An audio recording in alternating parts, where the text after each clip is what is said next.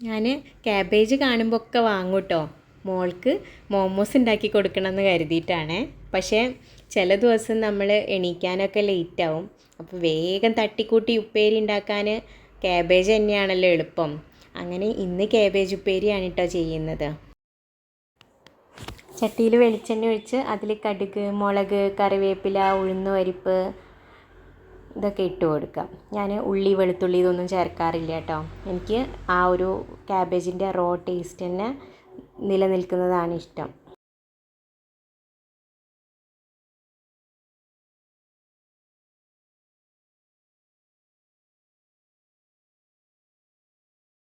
ശരിക്കും പറഞ്ഞാൽ ഇതിന് വേവ് ഒട്ടും ഇല്ലല്ലോ. അതുകൊണ്ട് തന്നെ ഒരു ചായ ഉണ്ടാക്കുന്ന അതേ സ്പീഡിൽ തന്നെ നമുക്ക് ഇതിൻ്റെ ഉപ്പേരി ഉണ്ടാക്കി കഴിയും കേട്ടോ. അങ്ങനെ ഈ മഞ്ഞളും ഉപ്പൊക്കെ ചേർത്ത് ഇതൊന്ന് മിക്സ് ചെയ്ത് ഒരു 5 മിനിറ്റ് അടച്ച് വെച്ച് കഴിഞ്ഞപ്പോഴേക്ക് നല്ല പോലെ വെന്ത് കഴിഞ്ഞു കേട്ടോ. ഇനി വേണമെങ്കിൽ തേങ്ങയും പച്ചമുളകൊക്കെ കൂട്ടിയിട്ട് ചതച്ചിടാം. ഞാൻ പച്ചമുളക് കൂട്ടിയിട്ടില്ല, എരിവ് വേണ്ട എന്നുള്ളത് കൊണ്ട് തന്നെ തേങ്ങ മാത്രമേ ഇട്ടിട്ടുള്ളൂ കേട്ടോ. അങ്ങനെ നമ്മൾ ക്യാബേജ് ഉപ്പേരി റെഡി ആയി കഴിഞ്ഞു.